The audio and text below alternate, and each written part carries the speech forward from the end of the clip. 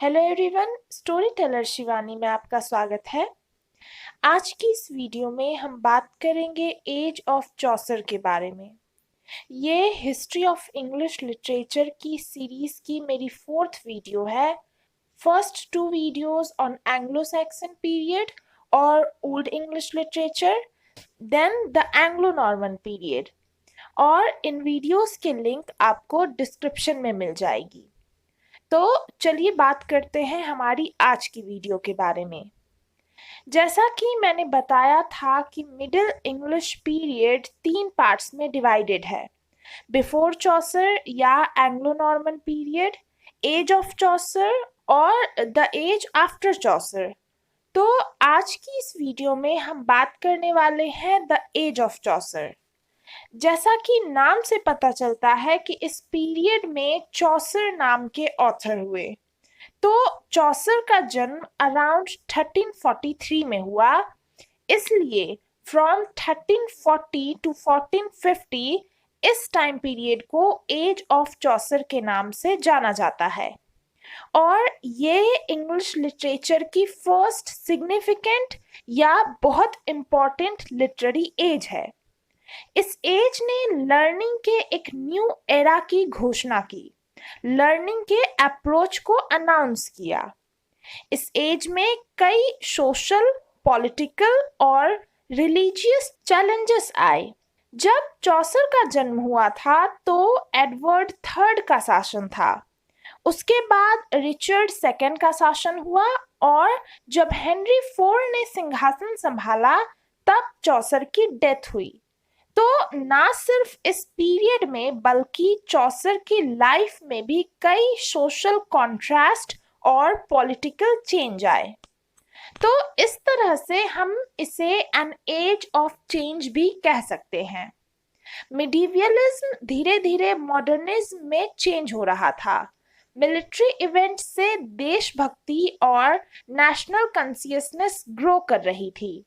Industrial development से middle और working classes का जन्म हुआ और इससे फ्यूडल सिस्टम यानी जागीरदारी प्रथा या सामंतशाही का अंत हुआ। इसके अलावे एज ऑफ चौसर ने 100 इयर्स वॉर्स की बिगिनिंग को विटनेस किया। इंग्लैंड की स्कॉटलैंड और फ्रांस के साथ लड़ाई हो रही थी, और इस वॉर के 2 स्पेसिफिक फेजेस रहे इस एज में: द एडवर्डियन वॉर, जो कि 1337 टू 1360 तक चली, और द कैरोलिन वॉर, जो 1369 टू 1389 तक चली। इसके अलावे एज ऑफ चौसर में कई प्राकृतिक आपदाएं और सोशल अनरेस्ट भी रहे। प्लेग्स आए, महामारी, कॉन्स्टिट्यूशनल कॉन्फ्लिक्ट्स और अनऑर्थोडॉक्सी यानी परंपरा विरोध होते रहे। 1348 टू 49 में टेरिबल प्लेग फैला, जिसे ब्लैक डेथ के नाम से जाना जाता है। इसमें 1/3 ऑफ इंग्लैंड्स पॉपुलेशन खत्म हो गई। इसके बाद ये 1362, 1367 और 1370 में रीअपियर हुआ। प्लेग के बाद अकाल आया, खानाबदोश और चोरों की संख्या बढ़ गई, मजदूरी दुर्लभ हो गई, हेवी टैक्सेशन इम्पोज किया गया और टोल टैक्स ने पीजेंट्स रिवॉल्ट करा दिया। इसके अलावा चर्च, जो पावर और प्रेस्टीज का अड्डा था, करप्ट हो गया। चर्चमैन वेल्थ और लग्जरी के शौकीन थे और हर तरह की बुरी आदत में लिप्त थे, और रिफॉर्मेशन के सितारे जॉन विक्लिफ ने चर्च के करप्शन पर कई अटैक किए। पर इन सब में सबसे इम्पोर्टेंट चीज था इंग्लैंड में लिटरेचर का फ्लरिश होना, जिससे रेनेसां यानी पुनर्जागरण इमर्ज हुआ, और इंग्लिश लिटरेचर के इस ग्रेट अवेकनिंग का एक कारण ग्रेट मास्टर और father of English literature Geoffrey Chaucer थे। चौसर के ऑक्यूपेशंस की मल्टीप्लिसिटी ने उन्हें कई एक्सपीरियंस दिए। उनका ग्रेट लिटरेचर उनकी लाइफ के as a diplomat, soldier, official और कोर्टियर, और फ्रांस और इटली के ग्रेट लिटरेरी मास्टर्स से परिचय का रिजल्ट था। इंग्लिश लिटरेचर के डेवलपमेंट में चौसर एक बहुत बड़ा नाम है और उन्हीं के लिटरेरी मैग्निफिसेंट के कारण ओल्ड इंग्लिश पीरियड से मिडिल इंग्लिश पीरियड तक इंग्लिश लिटरेचर की ग्रेजुअल डेवलपमेंट हुई और चौसर की यूनिकनेस या सिग्निफिकेंस के कारण ही इस एज का नाम द एज ऑफ चौसर पड़ा। तो चौसर के बारे में पूरी डिटेल में इस वीडियो में बताना पॉसिबल नहीं होगा। If you want a separate video on Geoffrey Chaucer then tell me in the comment section. तो चलिए बात करते हैं literary features of the age, then development of literary forms और लिटरेरी स्टाइल, और एंड में हम बात करेंगे इस एज के पोएट्स और प्रोज राइटर्स के बारे में, जिसमें सबसे इम्पोर्टेंट है जॉफरी चौसर। तो फर्स्ट लिटरेरी फीचर था स्टैंडर्डाइजिंग ऑफ इंग्लिश। तो इस एज में स्टैंडर्ड इंग्लिश लैंग्वेज इमर्ज हुई और यही इस एज की सिंगल बिगेस्ट डेवलपमेंट थी, क्योंकि इसके पहले इंग्लिश फ्रेंच और लैटिन के इन्फ्लुएंस के बोझ तले दबी थी। ईस्ट मिडलैंड डायलेक्ट को स्टैंडर्डाइज्ड इंग्लिश के फॉर्म के रूप में एक्सेप्ट किया गया और चौसर के मास्टरपीसेस से इस लैंग्वेज को ग्रेट अचीवमेंट और एक्सप्रेशन मिले। नेक्स्ट लिटरेरी फीचर है क्यूरियोसिटी एंड क्रिटिसिज्म। तो इस पीरियड से एक क्यूरियस मॉडर्न नोट की शुरुआत हुई। कॉमन मैन के लाइफ में उनके मामलों में चर्च का कंट्रोल रहता था, तो इसे चैलेंज किया गया और पुराने नियमों और रिलीजन की तीखी आलोचना की गई। कॉमन मैन के मामलों में नए सिरे से इंटरेस्ट देखने को मिला और रोमांस के उपहास यानी डेरिजन की थीम देखने को मिली, स्पेशली बाय चौसर। ड्रामा को प्रोमिनेंट स्टेज मिला और ह्यूमैनिस्टिक थीम्स के कारण हिस्टोरिकल फेबल और मिडीवियल एज के रोमांस का जो डोमिनेंस यानी प्रभुत्व चलते आ रहा था, इसे छोड़ दिया गया, अवॉइड किया गया। थर्ड में अगर बात करें प्रोज की, तो इस एज से इंग्लिश प्रोज की शुरुआत हुई। चूंकि लैंग्वेज पक रही थी, ग्रो कर रही थी, तो प्रोज के साथ एक्सपेरिमेंट किया जा सकता था और जॉन विक्लिफ का बिब्लिकल ट्रांसलेशन इसी का एक एग्जाम्पल है। प्रोज राइटिंग ओरिजिनल और इंडिविजुअल हुई, जैसे थॉमस मैलोरी के और मैंडेविल के वर्क। एलिटरेशन का रिटर्न हुआ, जो मिडिल एजेस में राइम्स से रिप्लेस कर दिया गया था। फोर्थ लिटरेरी फीचर है पोएट्री से रिलेटेड कि एज ऑफ चौसर ने बर्थ ऑफ इंग्लिश पोएट्री देखा। पोएट्री फ्लरिश करती रही और इस एज के मोस्ट नोटेड पोएट्स थे चौसर, जॉन गॉवर और William Langland. Spenser father of poetic diction बने। पोएट्री के नए फॉर्म्स जैसे नैरेटिव और डिस्क्रिप्टिव पोएट्री का इनहैंस हुआ, ह्यूमर का यूज होने लगा। और फिफ्थ फीचर था स्कॉटिश लिटरेचर कि लिटरेचर में पहली बार पर्सन ऑफ बार्बर में Scotland supplies a writer worthy of note, और ये सिर्फ शुरुआत थी, जिसे आगे हम नेक्स्ट चैप्टर में देखेंगे। अब थोड़ी बात करते हैं डेवलपमेंट ऑफ लिटरेरी फॉर्म और स्टाइल के बारे में कि पोएट्री और प्रोज में क्या डेवलपमेंट हुए। तो सबसे पहले पोएट्री।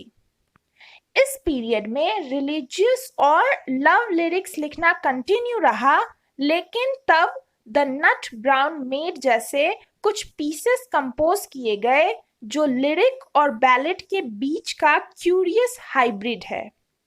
इसके अलावे 14th सेंचुरी के अंत तक में ट्रेडिशनल बैलेड एंटरटेनमेंट का इम्पोर्टेंट सोर्स बन गई और ये mainly love, local legends, the feats of local heroes, supernatural happenings, या रिलीजियस स्टोरीज इत्यादि के बारे में होती। इसका टोन इम्पर्सनल होता और वर्स फॉर्म सिंपल और आसानी से मेमोराइज हो जाता। और ये देखा गया कि बैलेड रोमांस से कंप्लीटली डिफरेंट है। ये टोन और थीम में एरिस्टोक्रेटिक है और 18th सेंचुरी से पहले बैलेड्स के कलेक्शन नहीं बने, तो इसलिए हमें एक ही बैलेड के कई फॉर्म्स दिखते हैं। इसके अलावा इस एज में एलिगोरी का यूज भी बढ़ने लगा और इसने पोएट्री की हर ब्रांच को अफेक्ट करना शुरू कर दिया। Allegory is a figure of speech in which the characters, events of figures are described with abstract ideas and principles. और खुद चौसर इससे अछूते नहीं रहे और एलिगोरी का क्रेज नेक्स्ट सेंचुरी तक बढ़ता ही गया जब ये द फेरी क्वीन में अपने क्लाइमैक्स तक पहुंचा। इसके अलावा इस एज में डिस्क्रिप्टिव और नैरेटिव पोएम्स हुई, जिसका आउटस्टैंडिंग एग्जाम्पल है द कैंटरबरी टेल्स। हालांकि इस एज की नैरेटिव पोएट्री की कुछ वीकनेस भी रही, पर इन पोएम्स में सेंट्रल इंटरेस्ट पर पावरफुल ग्रिप देखने को मिलती है। अब अगर बात करें पोएट्री के लिटरेरी स्टाइल में क्या डेवलपमेंट हुए, तो मीटर सिंपल होने लगे, कॉम्प्लिकेटेड स्टांजास कम कॉमन हुए और राइम रॉयल और दूसरे शॉर्टर वर्स यूज में आने लगे। इसके अलावा एलिटरेशन का फिर से यूज होने लगा। एलिटरेशन मीटर के लिए ऑर्नामेंट बन गया। अब अगर बात करें प्रोज के फॉर्म और स्टाइल के डेवलपमेंट के बारे में, तो इंग्लिश प्रोज का फील्ड उस समय तेजी से एक्सटेंड हो रहा था और मैंडेविल की द ट्रैवल्स प्रोज वर्क का इंटरेस्टिंग डिपार्चर प्रेजेंट करता है। बाइबल का भी ट्रांसलेशन हुआ जो विक्लिफ से एसोसिएटेड है। होमली इंग्लिश में क्लैरिटी देखने को मिली और नेटिव ईडियम पर कमांड ग्रो हुई। तो प्रोज उस समय इमैच्योर ही था, पर एवरीडे राइटिंग्स में क्लैरिटी देखने को मिली। मैंडेविल के प्रोज अपने स्ट्रेट फॉरवर्ड मेथड्स के कारण डिस्टिंक्शन अटेन कर पाए। मैलोरी के केस में डिस्टिंक्शन ऑफ फ्रेज और एक डिसाइडेड रोमांटिक फ्लेवर से मैलोरी हाई क्लास के प्रोज स्टाइलिस्ट बने। अब अगर बात करें इस एज के महान राइटर जिनके नाम पर इस एज का नाम पड़ा, तो चौसर का जन्म 1343 में लंदन में हुआ। 17 साल की उम्र में he was appointed in a court. फिर वो राजा के चैम्बर में वैलेट यानी निजी सेवक बन गए और डिप्लोमेटिक मिशन पर उन्होंने कई यात्राएं की। तो वे इटालियन कल्चर के टच में आए और फिर उनके बुरे दिन शुरू हो गए और 1400 में उनकी डेथ के बाद उन्हें वेस्टमिंस्टर एबे, जिसे अब पोएट्स कॉर्नर के नाम से जाना जाता है, में दफनाया गया। अगर बात करें उनकी एजुकेशन की, तो ये टू फोल्ड थी। Part of it came from literature and part of it came from life. उन्होंने बहुत ट्रैवल किया, लाइफ को देखा और इस वजह से हर तरह के लोगों से उनके इंटीमेट रिलेशन बनते। अगर बात करें चौसर के वर्क की, तो इनका लिटरेरी करियर 3 पीरियड्स में डिवाइडेड है, फ्रेंच, इटालियन और इंग्लिश। उनके शुरू के वर्क्स फ्रेंच मॉडल्स पर बेस्ड थे। उन्होंने रोमांडी ला रोज को ट्रांसलेट किया। इस पीरियड की उनकी दूसरी पोएम्स है the book of the duchess, the कॉम्प्लिएंट of Mars etc.. इसके बाद इटली के विजिट से इनका फ्रेंच इन्फ्लुएंस डिसअपीयर हो गया और इसकी जगह इटालियन इन्फ्लुएंस ने ले ली और उन्होंने Anelida and Arcite, the House of Fame, Troilus and Criseyde नाम की पोएम्स लिखी। और इसके अलावे इस ग्रुप में the legend of good women भी शामिल है, जिसमें चौसर ने वर्चुअस औरतों के बारे में 19 अफेक्टिंग टेल्स सुनाने का इंटेंशन दिखाया, पर वो 8 टेल्स ही कंप्लीट कर पाए और ये पोयम इंग्लिश की पहली पोयम कहलाती है जिसमें हीरोइक कपलेट का यूज हुआ। और फाइनली आया इंग्लिश पीरियड या इंग्लिश ग्रुप, जिसका मतलब है कि चौसर इमिटेटिव होने के बजाय इंडिपेंडेंट हुए और खुद पर रिलाई किया। इस पीरियड में माइनर पोएम्स और द कैंटरबरी टेल्स हुई, जो चौसर का मोस्ट कैरेक्टरिस्टिक वर्क है। तो कैंटरबरी टेल्स पोएम के फॉर्म में स्टोरीज का कलेक्शन है। इसमें कुछ पिलग्रिम्स कैंटरबरी में संत थॉमस बेकेट की श्राइन की यात्रा पर निकले। तो ये 29 तीर्थ यात्री थे और इनके बारे में चौसर ने प्रोलोग में बताया है। तो यात्रा की बोरनेस और थकान कम करने के लिए होस्ट ने ये सजेस्ट किया कि सभी 2 स्टोरीज जाते टाइम और 2 स्टोरीज लौटते टाइम सुनाएंगे। तो इस तरह से इस कलेक्शन में 100 से भी ज्यादा स्टोरीज होनी थी, पर चौसर सिर्फ 24 स्टोरीज ही कंप्लीट कर पाए। पर तब भी ये चौसर का मोस्ट सिग्निफिकेंट वर्क रहा।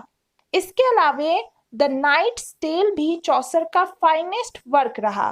तो अगर बात करें चौसर की पोएट्री के फीचर्स की, तो फर्स्ट है कि चौसर के वर्क की एक यूनिक पोजीशन रही, क्योंकि he is first with no competition for hundreds of years to challenge his position.